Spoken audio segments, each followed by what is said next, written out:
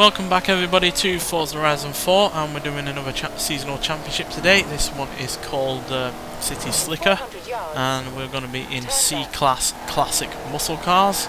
So yeah, I really am a big fan of Classic Muscle Cars, so I am looking forward to seeing not just what the cars that we can use, but also race them against other Classic Muscle Cars. So yeah, let's get there in this newly released BMW 850 CSI, which doing this championship would help contribute towards.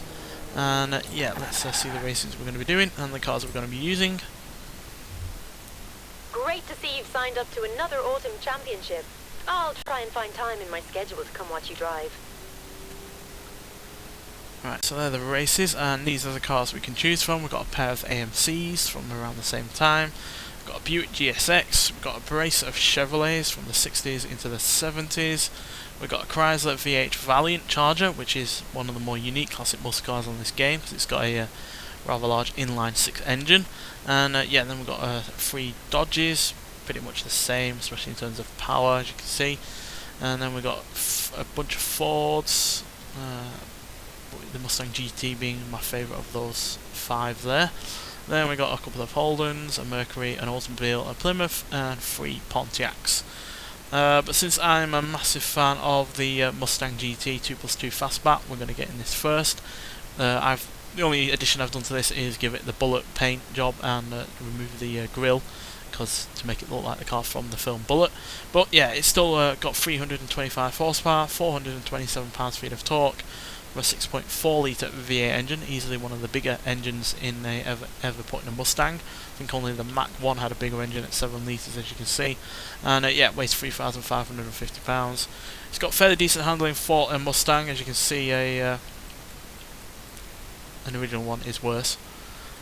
Surprised the Mach 1 is as good as it is, but yeah, let's get in it and see what we're going to be doing racing wise and who we're going to be up against. So yeah, this is easily one of my all-time favourite classic muscle cars.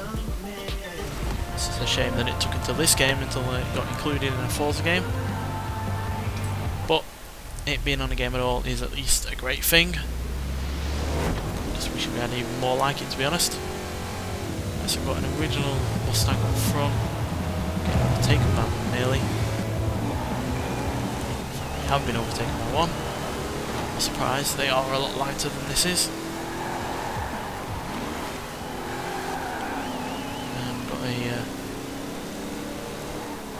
AMC, whatever it's called, the one from James Bond basically. We've got a Camaro alongside us.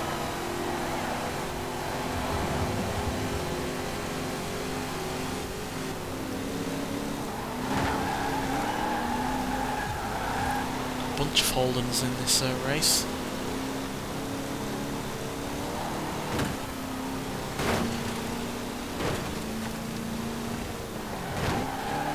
Nova. They're actually pretty good cars, those Novas. Not the best name for a muscle car, but certainly a pretty good car in its own right. We've got a GT Mustang leading, as well as a Ford Falcon alongside.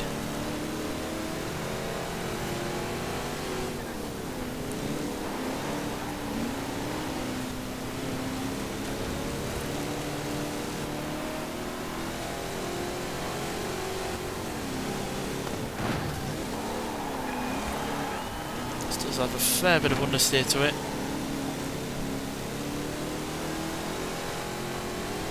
It's got plenty of power. Certainly not the most powerful Mustang that was around in the 60s or 70s, but definitely up there with the best.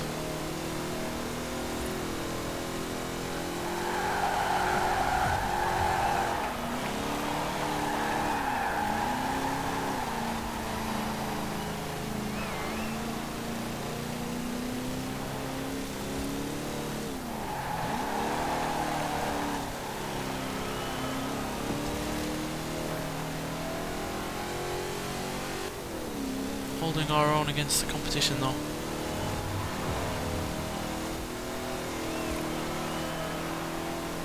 They're left far behind. Maybe it's all of the gradients that we're dealing with that are making them struggle. because we have a hell of a lot of torque in this car, and it's obviously helpful for getting up sharp inclines. But there we go. Yeah, first place by a significant margin, nearly 4 seconds ahead of the original Mustang.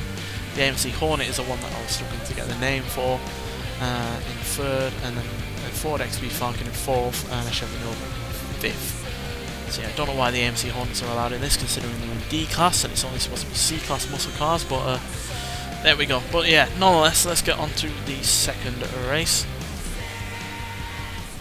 Right, so the Mustang GT there did us really rather well, so let's see what else we can choose from. Weirdly, the GSX has better handling than the Mustang, despite weighing more. It has a hell of a lot of torque and even more in terms of horsepower, but it also weighs significantly more as well. I think we'll go for the Valiant Charger. It's got fairly decent handling, it's got reasonable acceleration and speed, it's got good launch, and yeah, it doesn't weigh all that much at all. It only weighs a little over 3,000 pounds, which I'm pretty sure you have to go to the likes of a XB Falcon or an original Mustang GT or the likes of a Tirana to find a car as light as, or if not lighter. So yeah, let's get in it and see what it can do. So as you can see, 302 horsepower from its 4.3 litre inline-six engine. So incredibly large inline-six engine, but a lot of power to go with it as well. So yeah, despite having less cylinders and a smaller displacement than some of the muscle cars here, this has as much as horsepower, if not more. Which is always good to see. Yes, this is a muscle car. It looks like a muscle car, it drives like a muscle car, it's laid out like a muscle car, the only difference being that it has an inline-six rather than a V8, which I've never really considered to be a requirement to be a muscle car. Just look at the Buick Regal GNX from the 80s, that is definitely a muscle car, and that has a V6, so yeah, this is a muscle car, and I will not hear any more of it, to be honest. It's a great one as well. Sure, it's not as iconic as the actual Charger from America or a Challenger or anything like that, but it's certainly a really good car in its own right.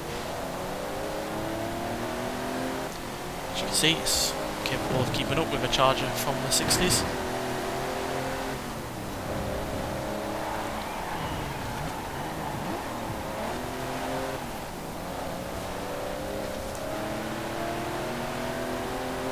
So sounds pretty good as well.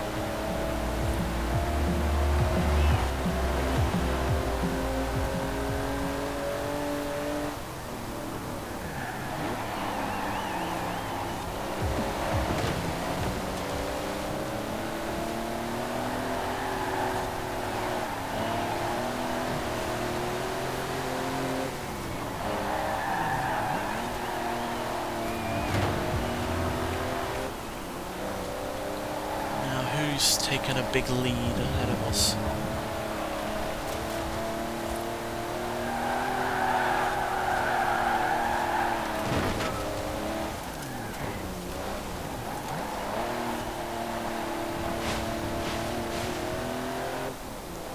Is that a Buick GSX?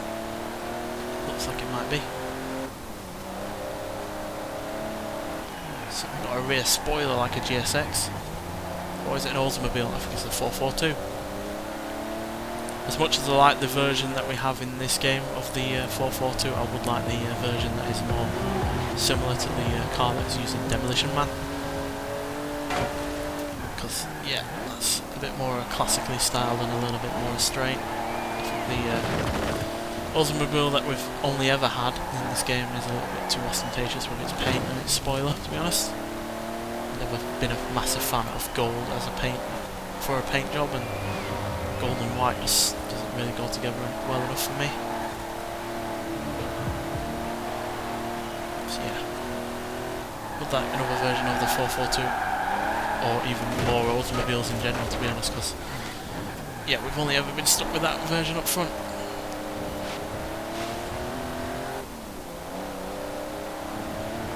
Which isn't a bad car by any means, but suffers from having only a 3-speed gearbox.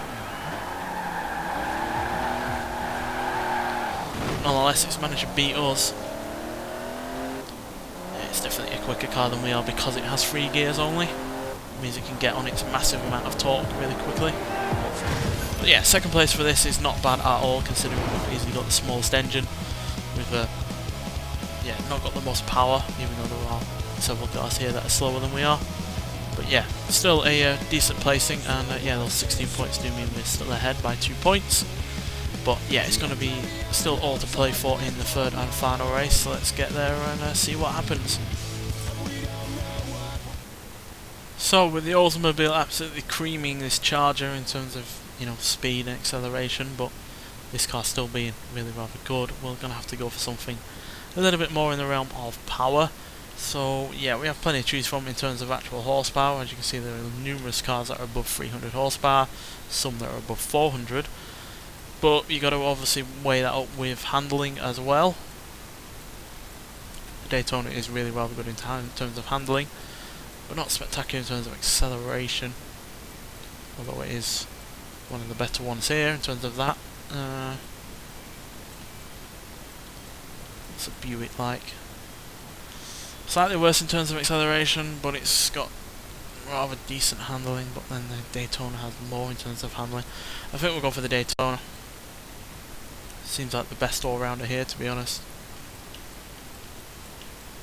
Everyone else acceleration wise is pretty much worse or the same. Yeah, we'll go with the Daytona. Not exactly the most original of choices, but it should hopefully do us a good job. But it is a humongous car. The Charger alone is pretty damn big, but then you add a you know, aerodynamic front on it and a massive rear spoiler, and you've got an even bigger car in your hands to deal with. So yeah,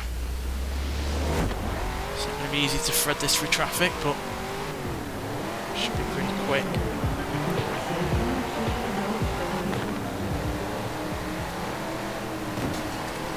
The lightest of things, but it's got more than 100 horsepower extra over the Charger that we were in before.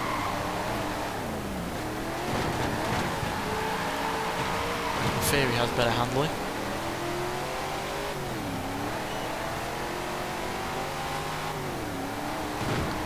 So it sounds really good though.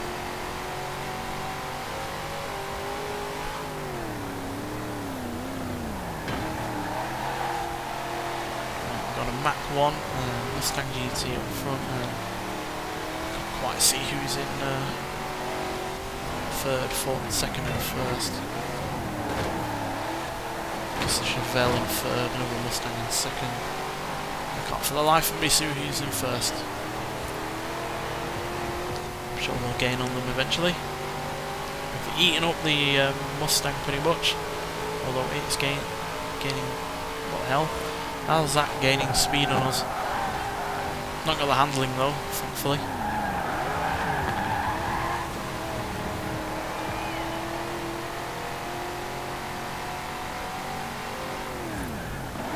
guess the fact that Mustang doesn't weigh all that much is helping it in terms of acceleration, so there's a Charger up in first place.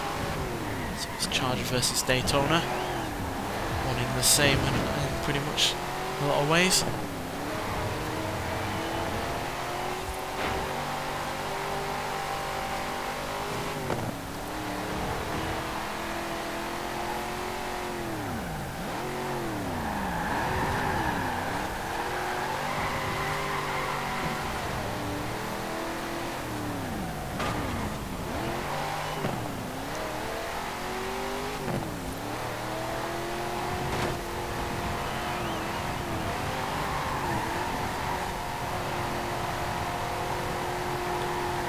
A bit of lean on the go here, and we're struggling to keep it in a forward direction.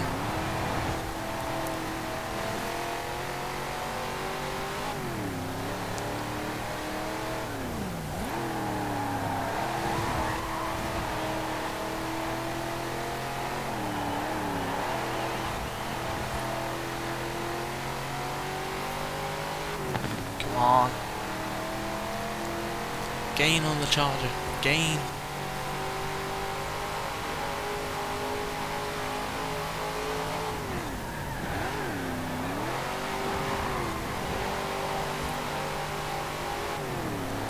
bit. Come on.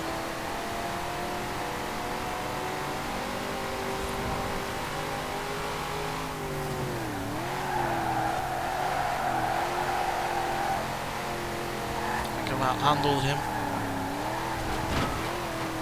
Mostly. That was far closer than the two previous races, but we eventually did get a first place position, securing our 20 points and giving us the championship. But not by much. I'm only 6 points ahead of second, 12 points ahead of third, 20 points ahead of fourth, and 26 points ahead of fifth. So yeah, not a as much of a conclusive win as the last championship that we did, but still a win nonetheless. And yeah, we did it in 3 fantastic cars really, and 3 completely different cars as well. Because the Mustang is more of your everyday kind of road car. The Charger again is an everyday kind of road car, but it's only an inline 6, and it was only available in the likes of Australia. And then the Charger Daytona, which is basically the race homologation version of a racing car for NASCAR in essence. And yeah, it's got that massive rear wing and those pop-up headlights, which weren't all that common for American cars at the time. So yeah, 3 fantastic cars and a win in the bag. And yeah, and if you're going to do this yourself, it contributes towards you getting the 50% for the festival playlist, which obviously gives you the opportunity to get the BMW 850 CSI, which is a great car, which I also recently reviewed. But nonetheless, thanks for watching, and I'll see you in the next one. Bye.